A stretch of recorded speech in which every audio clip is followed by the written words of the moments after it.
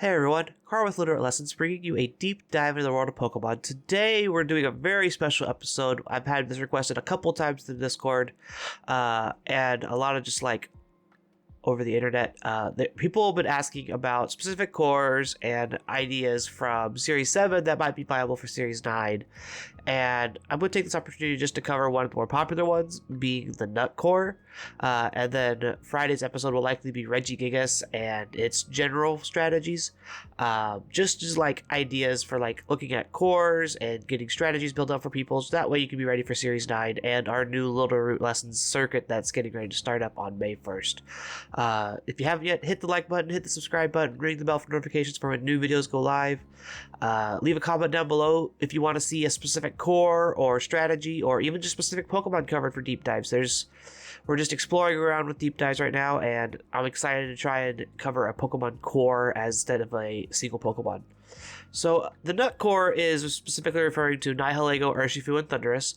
The reason these Pokemon are very good is it's a lot of defensive synergies and offensive synergies, if that makes sense. Nihilego is a rock and poison type with a very high special defense and a very low defense, and notably resists fairy and flying, whereas Urshifu is very good defensively, like on the physical side, and can usually take a hit for Nihilego that comes in the form of a ground type move or a water type move, but also is very weak to fairy and flying types, which Nihilego happens to resist, which is really good. Another one of Nihilego's big weaknesses is ground types, which Thundurus is immune, and notably Thundurus also helps Urshifu out by carrying Defiant, so it's a good counter to Intimidate, meaning Thundurus gets to do stuff while you switch the Urshifu out and bring it back in, and that way it doesn't have the -1 debuff anymore. Sorry, I have a cold going on right now. I apologize. Overall, though, it was a very powerful core in Series 7. Innovated by Benji Wang in Series 7, it became very popular very quickly. About midway through Series 7, it was very popular. It got the name the Nut Core, and you'd see it everywhere, and it'd be attached to just any team you could find with it. The most common one was Benji's team, where it also had Rotom. If I remember correctly, it was Rotom, Heat, Kartana, and Clefairy. Which that's a whole different subject, which we're going to get to in a little bit. The core eventually ended up doing well in multiple events and became the team to beat later on in Series 7. And it kind of tried to stick its way out through to Series 8, but the restrictions proved too much for it. Who knew that having spread damage all the time means that Clefairy's not as good, means that you can't switch in safely to things like Kyogre or Groudon and things like that. So common partners with the Nut Core are usually meant there was a Kartana attached somewhere, because Tapu Fini was a very good answer, and it was very popular at the time. You almost always had to have a Steel type or a Grass type to deal with Tapu Fini. Kartana fit that role very, very well. Rotom Heat was on the team usually to answer Venucoal, as a Pokemon that is immune to ground and resists grass and resists fire. Rotom Heat was a very good answer to the Sun style of team play, and also just doubled as another ground immunity for your Nihilego.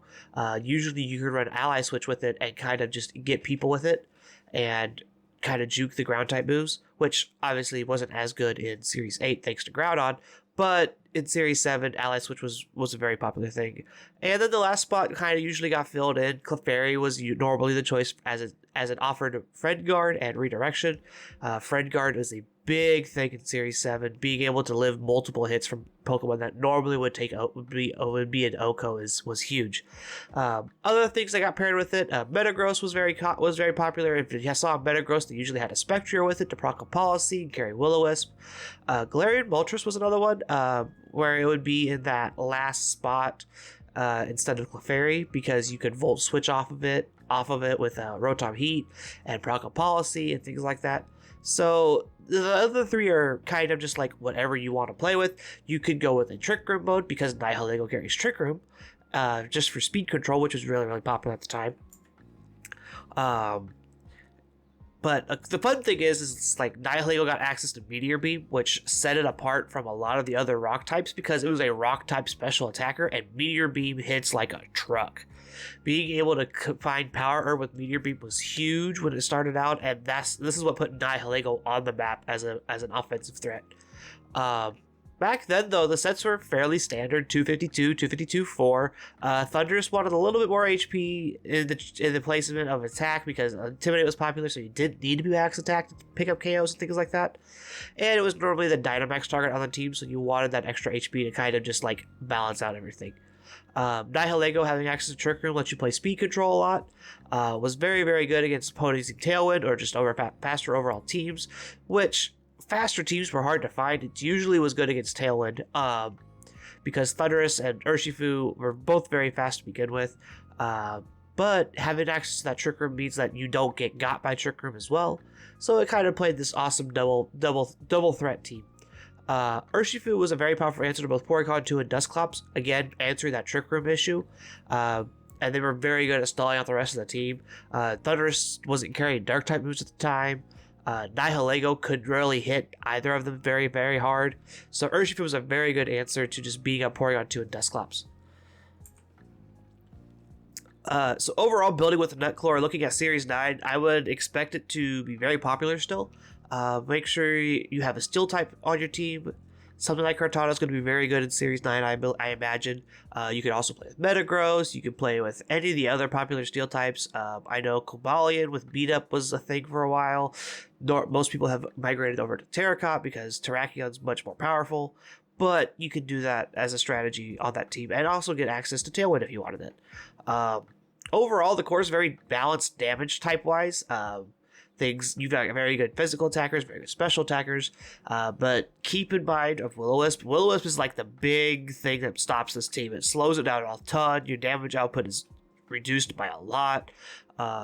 Getting a Will-O-Wisp on your Thundurus or on your Urshifu could definitely put a damper on this team. And proper use of Trick Room can help you win battles you usually probably wouldn't. I remember playing with it for laddering, and a lot of the times where I just like, I need to outspeed, but I can't outspeed because my Thundurus Dynamax is over. Oh, I can just set Trick Room, and now I'm the one that's in the speed advantage, and you're not, and things like that. Just knowing when to Trick Room to take the speed advantage away, and when to Dynamax Thundurus and get those max airstreams off to take advantage that way. The team offered a lot of skill and was very skill intensive, and if you played it correctly, there wasn't a game you couldn't win. Beating the core, though, was fairly hard. There's not one Pokemon that deals with all three at the same time. Landorus was the closest because it was able to hit Nihilego super effectively and Urshifu, and was immune to electric type attacks from Thundurus, but wasn't the perfect answer because Urshifu could just Wicked Blow through the Intimidate. Thundurus could just Airstream or Superpower through the after getting that +1 off the Intimidate. So it was kind of a double-edged sword. If you positioned your Landorus well, you could take over the game and win with that, like win against the team. However, if they had proper switchings, called the Landorus being switched in and switched to Thundurus or something like that, it was very hard to actually get Landorus in an advantage to win. As for dealing with the rest of the team that's usually paired around this core, it's fairly standard most of the time. It's usually, like I said, Kartana, Rotom Heat, Clefairy, that was the common trio. It's usually Steel, something that beats Sun, and some kind of support. So planning for them usually isn't very difficult. You can kind of just like eyeball, it's like, oh, that's a Kartana, it's going to carry this, this, and this. Oh, it's a Clefairy, it's carrying Eviolite, and things like that. So wrapping us up here, the Nut Core is very powerful, as we've gone over multiple times, and once it gets ahead, it's very impressive. It puts out a lot of offensive pressure and a lot of defensive pressure all at the same time. It requires you to position around it very, very well. Otherwise, it just 4-0s you and the player just moves on. Beating the team usually revolves around a ground type. Nihilego is like the kind of centerpiece for this, and if you have a ground type and you can correctly call switches, you can catch that Nihilego coming in and blow it up. Also, another thing to look at is like maybe water and ice types like Lapras. Lapras can kind of deal with it. However, we are weak to fighting and weak to electric, so you'd have to be wary of Thundurus and Urshifu. But being able to hit the Thundurus super effectively, being able to hit the Nihilego super effectively, and just kind of hope that Urshifu doesn't show its head while you're on the field. You just kind of hope and pray for it. But with proper planning, it's very flexible. You can play it very, very well. The more time you put into this team, the better you're going to get. That's just a fact. And that's how most Pokemon teams work. But this team specifically, it's not very powerful looking on paper because it's not a lot of direct. I have a ground weakness. I have a flying type. Things like that. I have fairy weakness and I have a resist. I have a flying weakness and I have a resist and things like that. So that's about it for the Nut Core, everyone. I want to thank you all for watching and hanging out today. Make sure to follow us on Twitter, subscribe to the YouTube channel, leave a comment down below, and we will see you all next week. Bye, guys.